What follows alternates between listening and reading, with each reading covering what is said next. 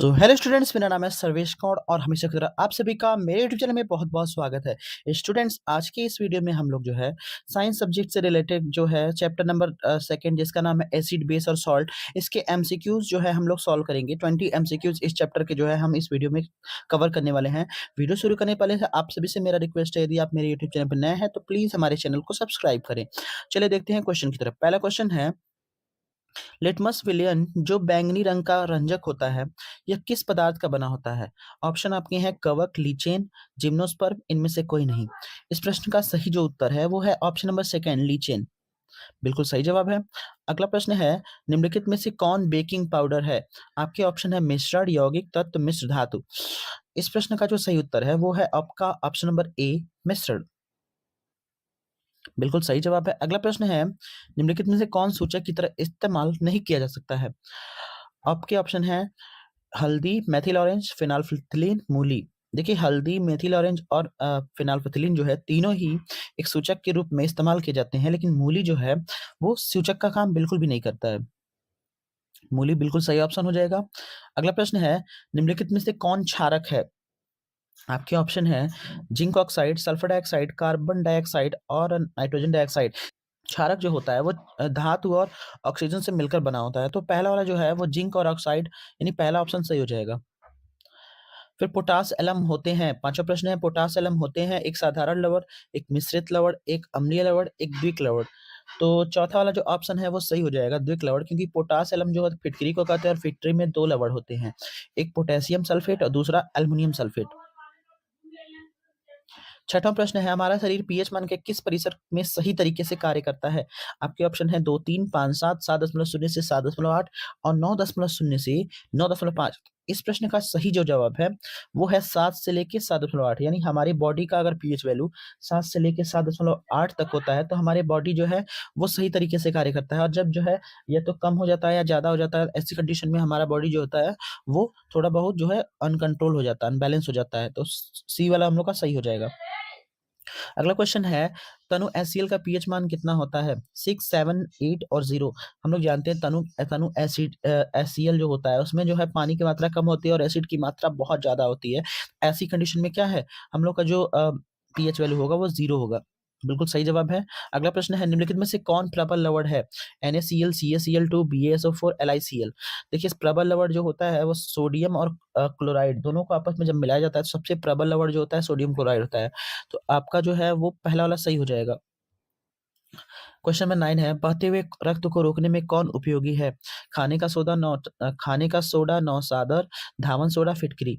तो इस प्रश्न का जो सही जवाब है वो है फिटकरी। हम लोग जानते होंगे, जब सेविंग कराते हैं उस समय जो ब्लड क्लटिंग हो जाती है या खून निकलने लगता है तो वहां पर जो है फिटकरी लगाया जाता है, तो उससे क्या होता है कि खून का जो एक बहाव होता है वो रुक जाता है।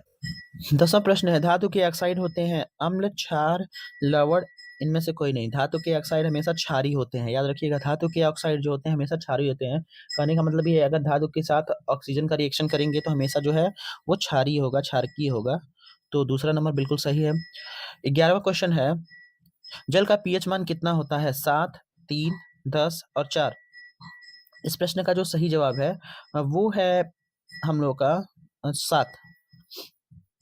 अगला प्रश्न है, निम्नलिखित में से कौन सा बुझा हुआ चूना है? Calcium oxide, calcium hydroxide, calcium carbonate और कैल्शियम।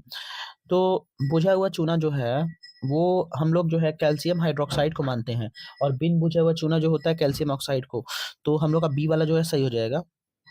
तो इसमें देखिए, इस क्वेश्चन में क्या है कि कैल्शियम ऑक्साइड और कैल्शियम हाइड्रोक्साइड में अलग अलग कर दिया गया है, मतलब दोनों को जो है वो अलग अलग आंसर दिखा दिया गया है। जैसे बुझा हुआ चूना को जो है CaO मान लिया गया है, लेकिन आप लोग याद रखिएगा, कैल्शियम ऑक्साइड जो है उसे हम लोग बिना बुझा हुआ चूना कहते हैं, और कैल्शियम हाइड्रोक्साइड को हम लोग बुझा हुआ चूना कहते हैं, यानी CaOH का होल ट्वाइस हम लोग का सही हो जाएगा।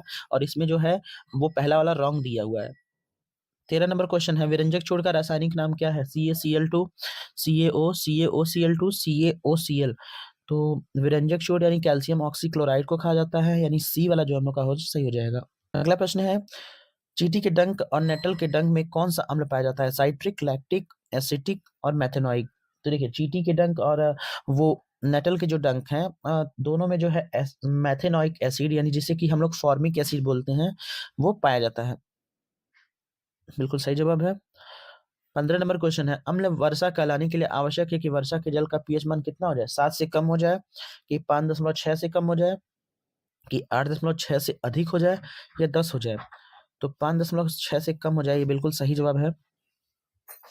अगला प्रश्न है, ग्लूकोज का रासायनिक सूत्र क्या होता है? C2H5OH, C6H12OH, CHO या C6H6? तो ग्लूकोज का जो रासायनिक सूत्र होता है वो C6H12O6 होता है। 17 नंबर क्वेश्चन है, एसिटिक अम्ल का आईयूपीएसी नेम क्या है? एथेनॉइक अम्ल, मेथेनॉइक अम्ल, प्रोपेनोन, इनमें से कोई नहीं। एसिटिक अम्ल का आईयूपीएसी नेम जो होता है वो होता है एथेनॉइक अम्ल। तो पहला वाला ऑप्शन हम लोग का सही हो जाएगा। देखिए इसमें भी जो है गलत दिया हुआ है, एसिटिक अम्ल का जो आईयूपीएसी नेम होता है वो एथेनॉइक अम्ल होता है। 17 नंबर जो क्वेश्चन है उसमें एसिटिक अम्ल का आईयूपीएसी नेम जो है वो एथेनॉइक अम्ल होता है, मेथेनॉइक अम्ल नहीं होता है। इसमें भी जो क्वेश्चन का ऑप्शन जो है गलत तरीके से दिया गया है। चलिए अगला प्रश्न देखते हैं, निम्नलिखित में से कौन सा आयन लाल लिटमस पेपर को नीला कर देता है? देखिए हम लोग जानते हैं कि एसिड जो होता है, एसिड एसिड जो होता है वो नीले लिटमस पेपर को लाल कर देता है, और बेस जो होता है वो लाल लिटमस पेपर को नीला कर देता है। तो हम लोग का OH होता है, बेस में OH और एसिड में H+ होता है, तो OH हम लोग लगाते हैं, तो बिल्कुल सही जवाब है। अगला क्वेश्चन है, फेरस सल्फेट क्रिस्टल का रंग कैसा होता है? सफेद, हरा, लाल, भूरा? तो फेरस सल्फेट जो होता है वो उसके क्रिस्टल का रंग जो होता है वो हरा होता है। बिल्कुल सही जवाब है। निम्नलिखित में से कौन सा एक अम्ल है? CaO, KOH, HCl, Na2O? तो इसका जो सही आंसर है वो है HCl। HCl बिल्कुल सही जवाब है। तो स्टूडेंट्स आज के इस वीडियो में जो है हम लोग 20 MCQs देखे हैं, और यहाँ पर जो है ये वीडियो अब यहीं पर क्लोज होती है। चलिए मिलते हैं अगले वीडियो में, तब तक के लिए नमस्कार।